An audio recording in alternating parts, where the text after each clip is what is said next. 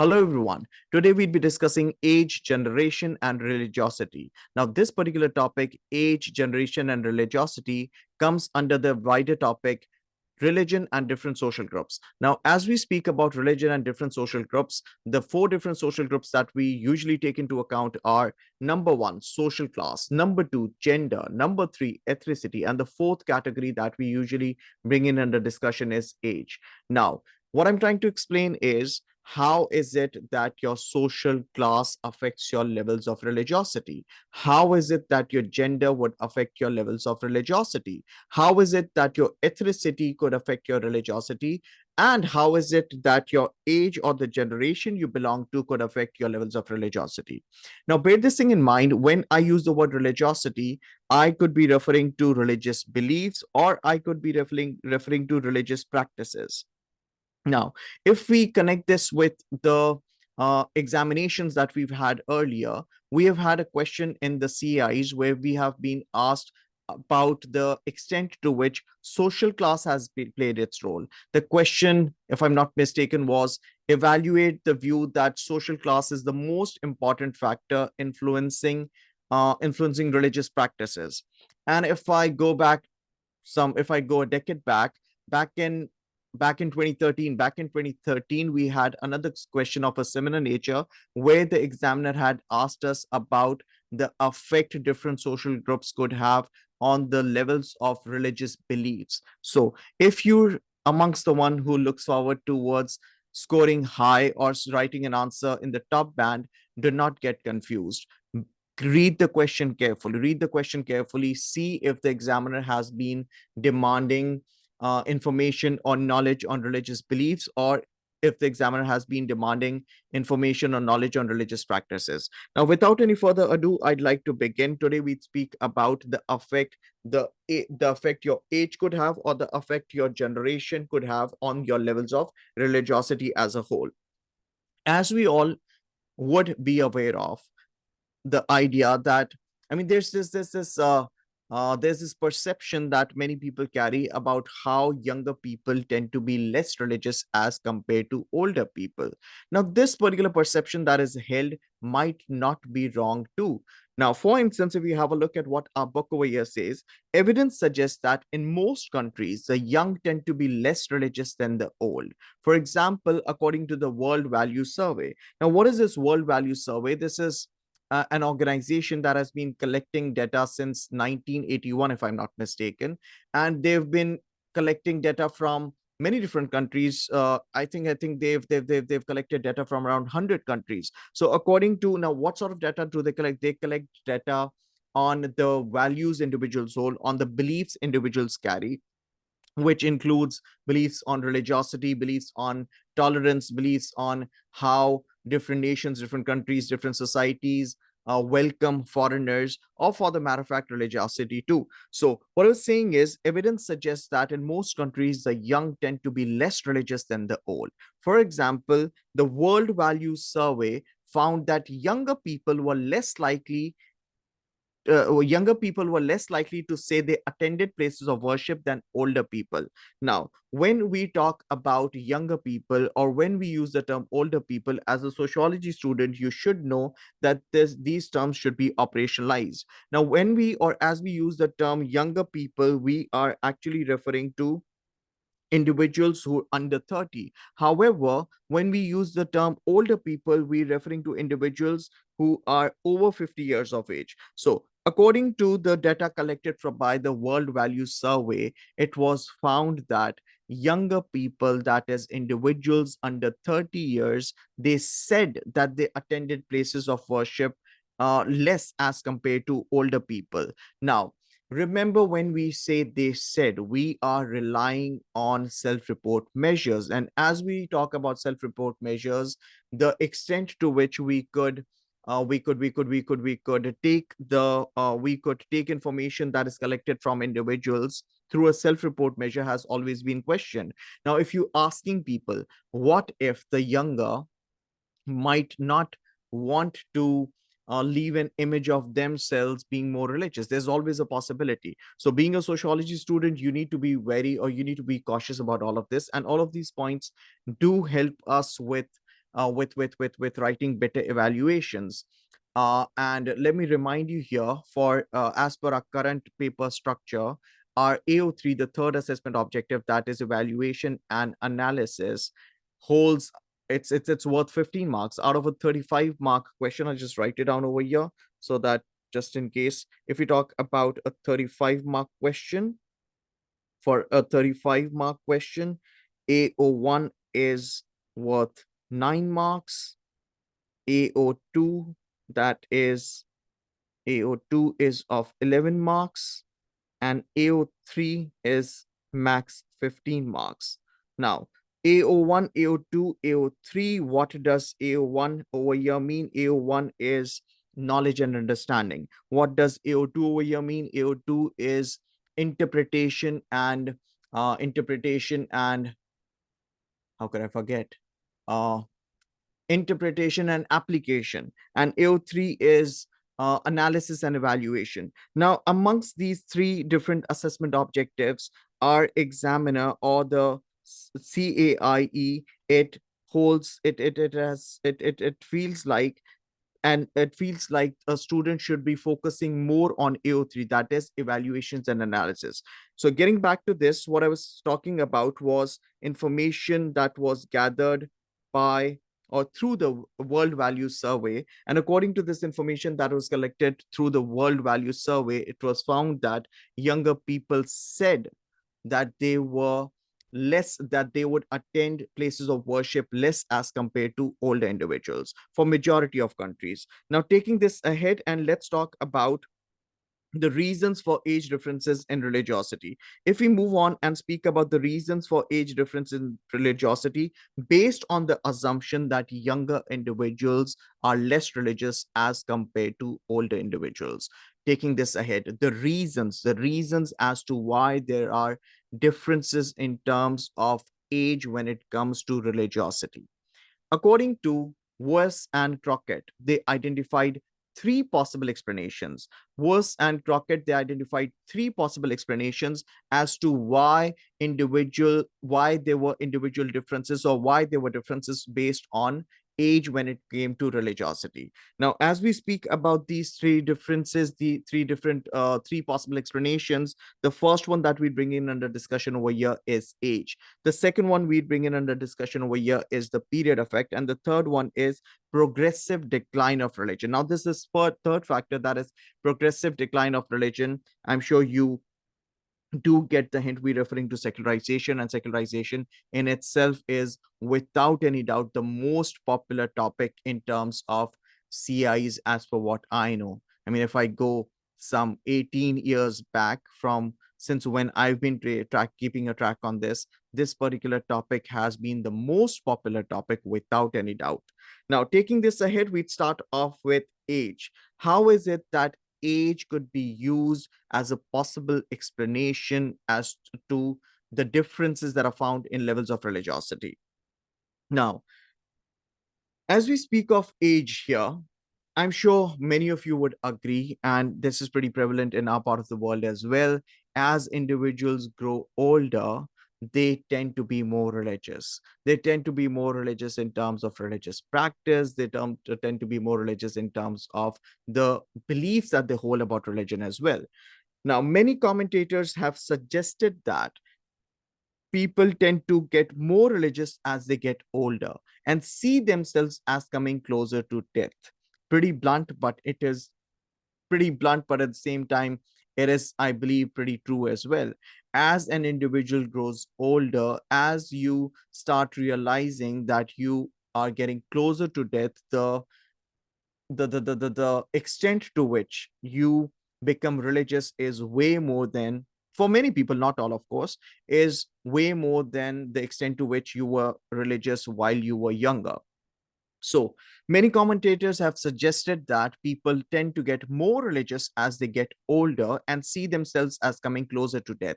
Now, religious beliefs might also be affected by life events. Now, what sort of life events are we talking about? If we have a look at the example that we have in front of us, if an individual or if a couple has children, once they have children, they would probably want their children to be socialized, or they'd want children to see the parents being religious so that they could transfer that to their children, so that they could transfer their religious beliefs to their children. So parents might return to active involvement in religion because they think it is important for their children's socialization.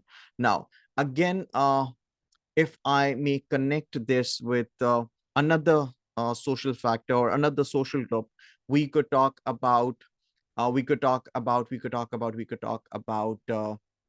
individuals from ethnic minorities. Individuals from ethnic minorities, if and when they're in a host nation, like for instance, if we talk about Pakistanis living in the UK, they might feel like it's more important for the children to learn their religious values, to learn their religious beliefs, to learn their religion more and better, because they know for a fact that the outside environment might not be playing its role, right? So we're talking about members of ethnic minorities. I gave you an example. I spoke about a Pakistani family, let's just say, who's moved to the UK.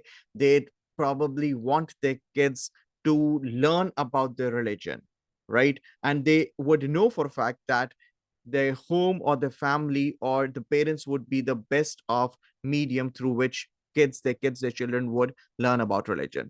Now, taking this ahead, we'd move on and we'd speak about the second factor, that is the period effect.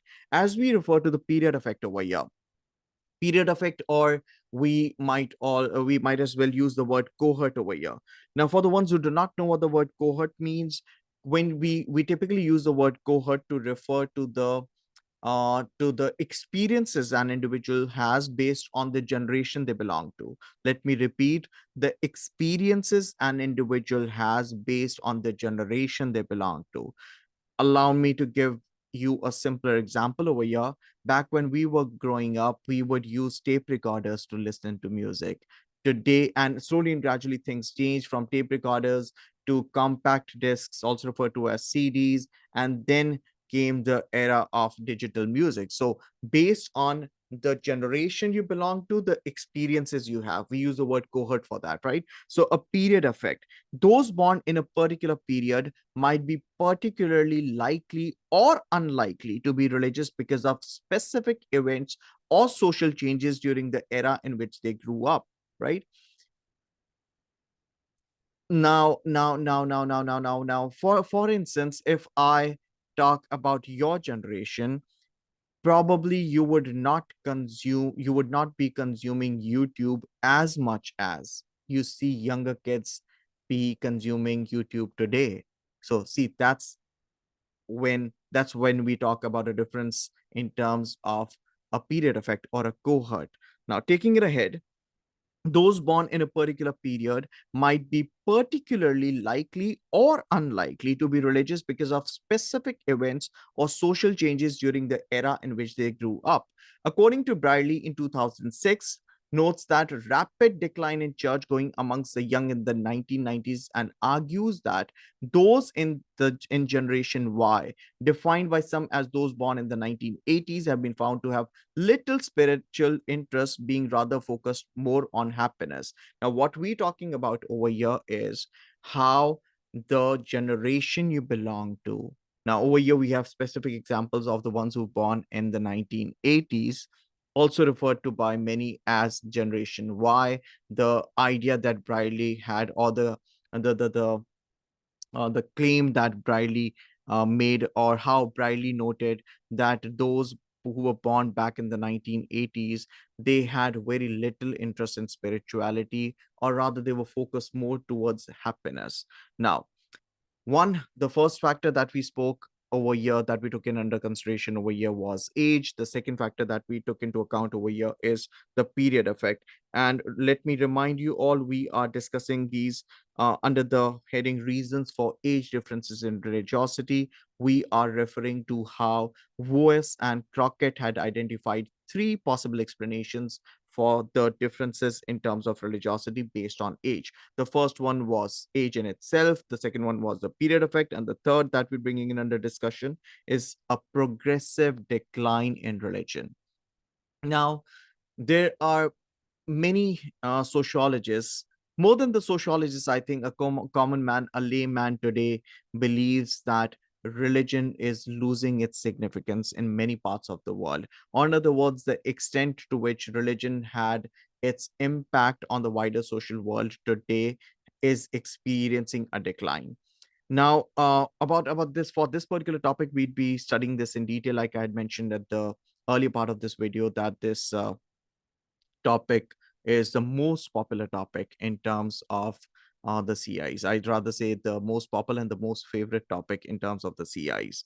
Now, progressive decline in religion could mean that each generation is less religious than the previous one. Supporters of this view generally favor the secularization thesis. Of course, we have when we talk about the secularization thesis, we're talking about the proponents of the idea that religion is experiencing a decline. Nonetheless, we do have arguments against this as well. So, one, we spoke about age. Number two, we spoke about the period effect. Number three, we spoke about a progressive decline of religion. Let's move on and quickly discuss some evidence related to this. Let me just remove this from here. So, according to Woos and Crockett, they examined data from the British Social Attitude Survey. I'd rather want you all to pause this here, Google or use Safari, use whatever browser you want to use.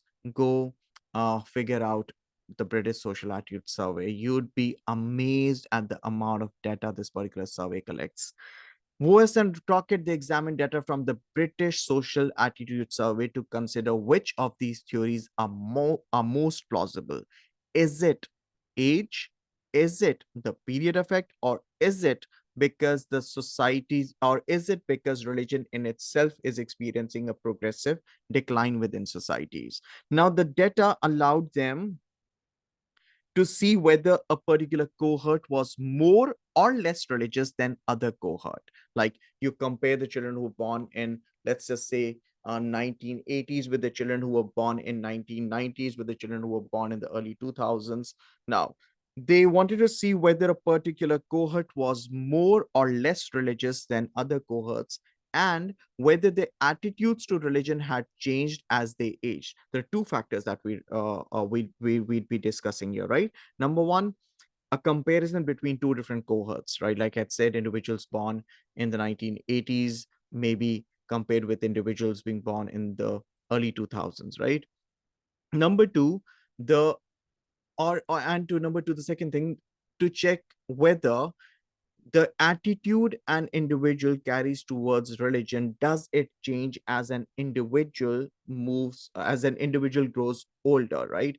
Or in other words, for instance, if you're, let's just say, 18 years today, tomorrow when you turn 28, and then when you turn 38, and then when you turn 48, 58, 68, as you grow older, would your attitude towards religion change? Question mark. Let's begin. Worse and Crockett, they found little evidence that people became markedly more religious with age, or that specific cohorts were becoming less religious. Now, the hypothesis or the idea that we are trying to scrutinize over here was this. There were two things, like I had said. And according to Worse and Crockett, they found very little evidence that people markedly became more religious as they got older. Nor were they able to identify if any specific cohort was any more or any less religious than the other. Instead, they concluded that in Britain, change has occurred because each generation has entered adulthood less religious than its predecessor.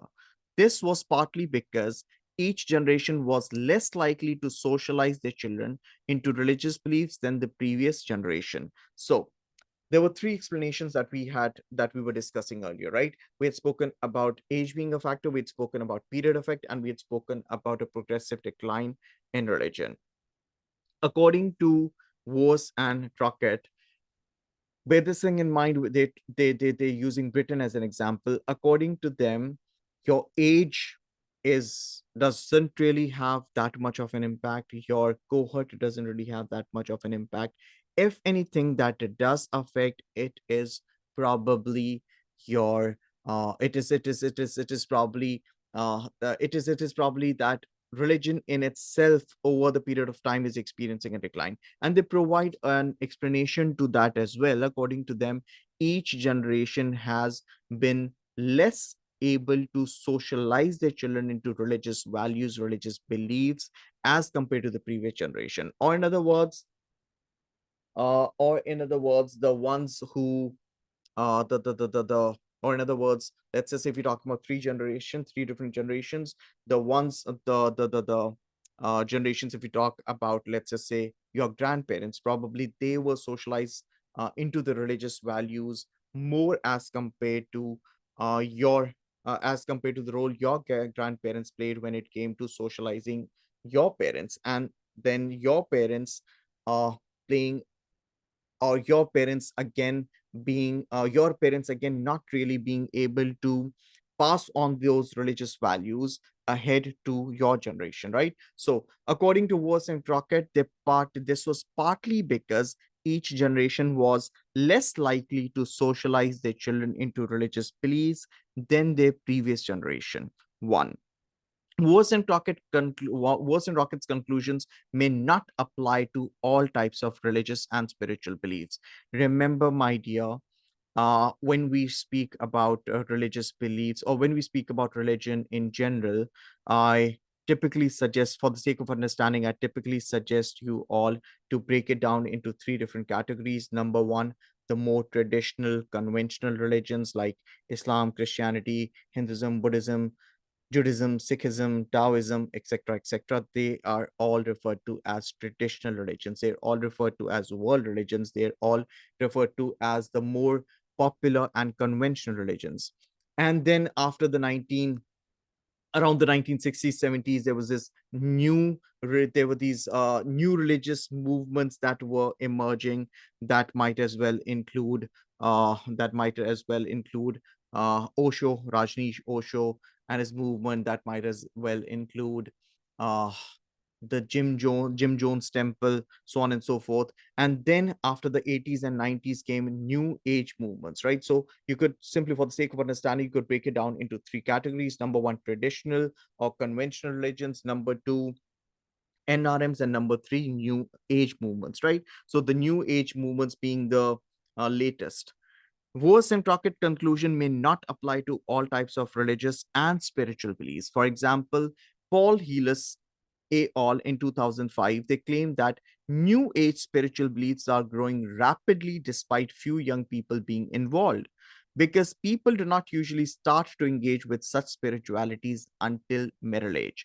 Now, according to according to Paul Heelis and his colleagues, New Age spiritual beliefs, they're growing. One, the first thing that we need to note down over here is that with the passage of time, they are growing, and they're growing fast. Bear this thing in mind.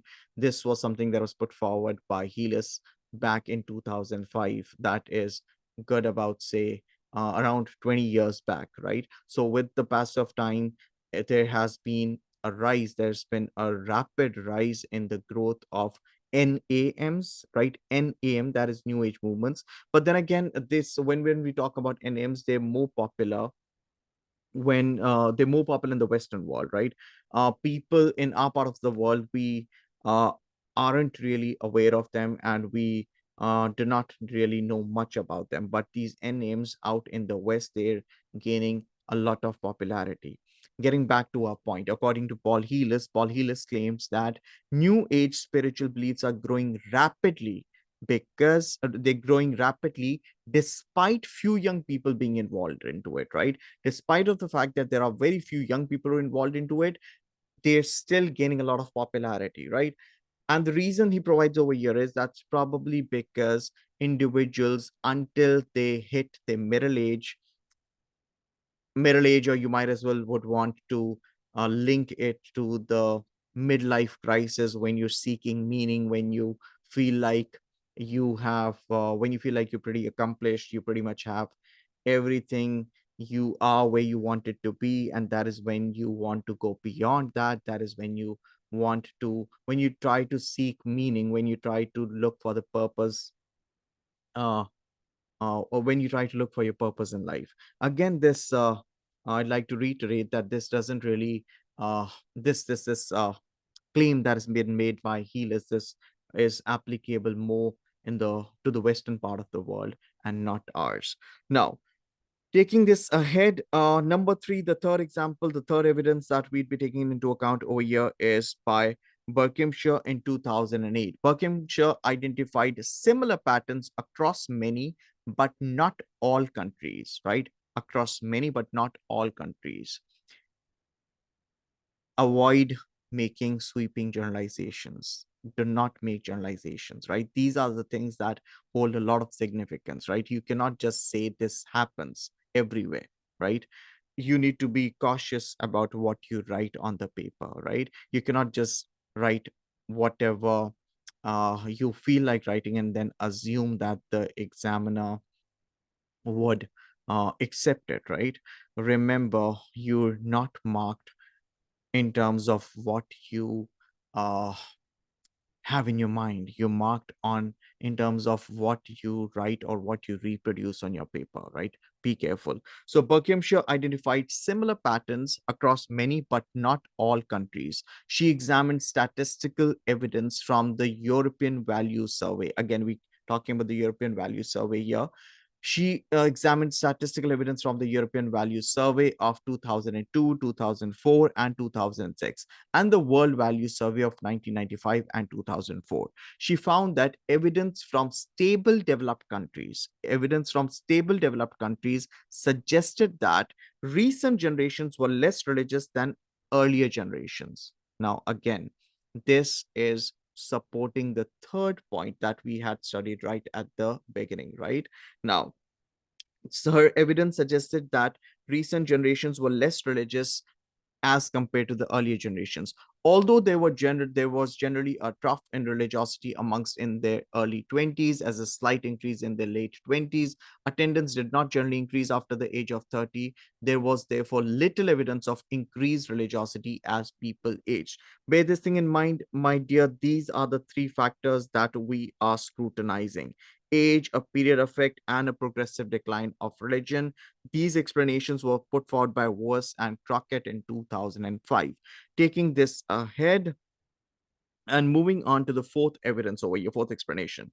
However, in some ex-communist countries, now remember we're talking about communism. Communist countries generally disapprove of religion. They generally discourage religion, right? If you could connect this with Marxism, that would be great. So we're talking about ex-communist countries. However, in some ex-communist countries in Eastern Europe and in much of Africa, there's evidence of increased religiosity amongst the young. Now, this is in contrast to the general perception that is held by all. I'd like to correct myself. That is held by many, by the majority, not all. So, however, in some ex-communist countries in Eastern Europe and in much of Africa, there's evidence of an increased religiosity amongst the young, in contrast to the general perception that is held by a vast majority. In the USA, youth attendance fell between the 1980s and 1995, but it rose again between 1995 and 2000. Furthermore, you could speak about Puerto Rico, you could speak about Mexico and Brazil. They have all had rising rates of attendance amongst the young. So, one, we were talking about evidence over here. We had initially spoken about so we were talking about evidence over here. Evidence for what? Evidence for the reasons for age differences in religiosity that were put forward by Weiss and Crockett in the year 2005. And through this evidence, we were trying to scrutinize factors such as age, or sub-factors such as age, period effect, and progressive decline of religion. And what we found out was I mean, if we try to evaluate this for many, I mean, there are more researchers or there are more references that support the idea that age is not that important of a factor. Period effect is not that important of a factor. If anything, that affects is progressive decline of religion. However, if we have a look at this last paragraph, this does support this paragraph is connected to age, but then again this goes against the general perception that is held about age, that individuals turn out to be more religious in terms of beliefs and practices both as they grow older. Now, this is pretty much it. Before I could end this, there are a couple of things that I'd want you all to note, and I believe that is going to help you write better answers. You could use this summary as well. This is going to be helpful just in case. Now, the question that we were trying to cater over here is this. The question is, social class is the most important factor influencing religious participation. Evaluate this view. And we had this question in May, June 2021.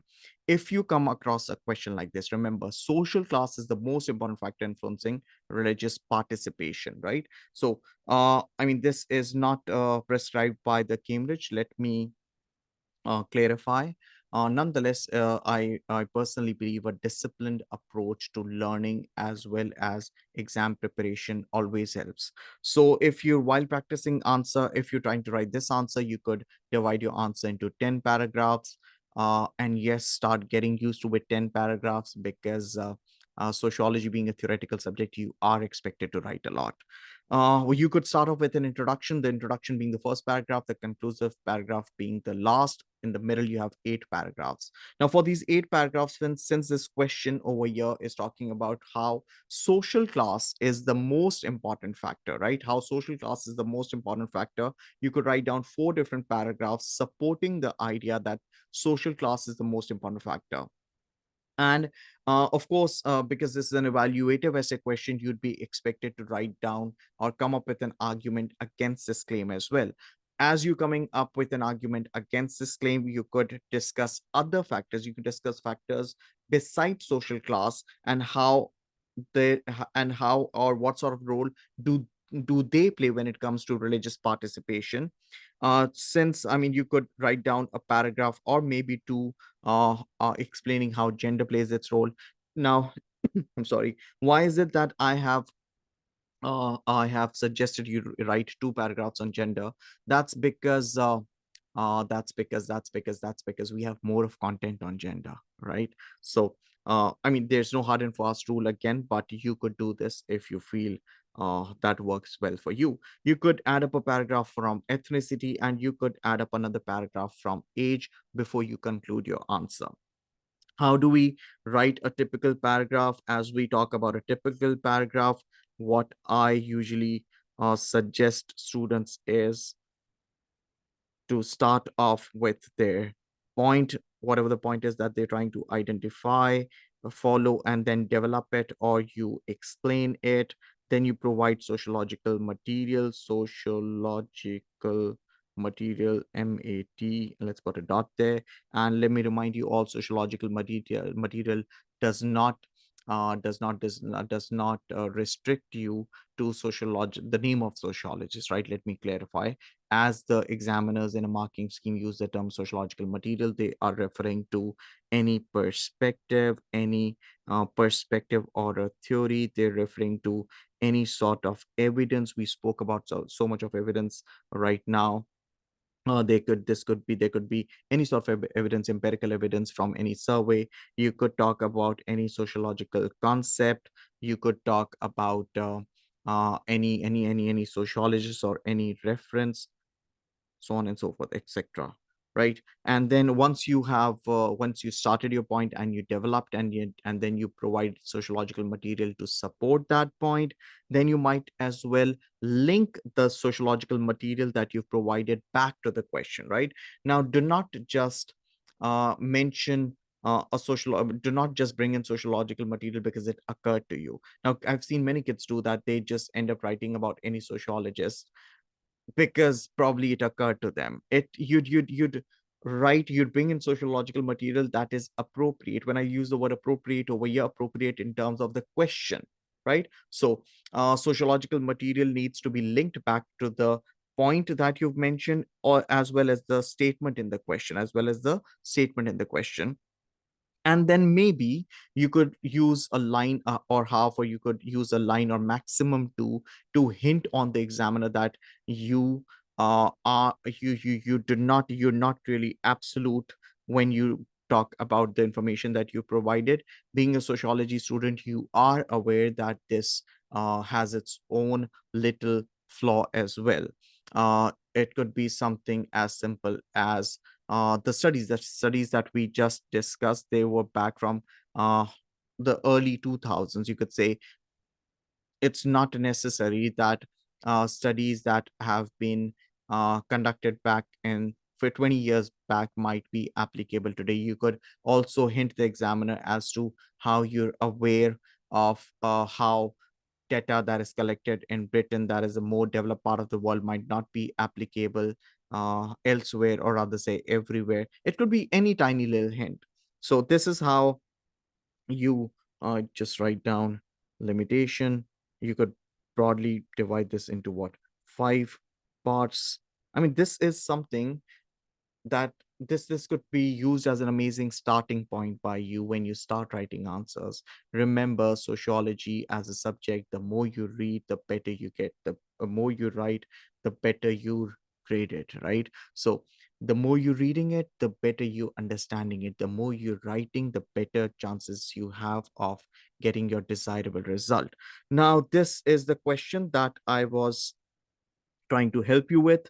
Social class is the most important factor influencing religious participation. It's a 35-mark question. Like Ed said, we had a question in this in November 2013 as well. And the question that we had in November 2013 said, evaluate which social factors are the most significant in influencing whether an individual has religious beliefs. So here the examiner is referring to religious participation. Over here the examiner is demanding you to write down about religious beliefs.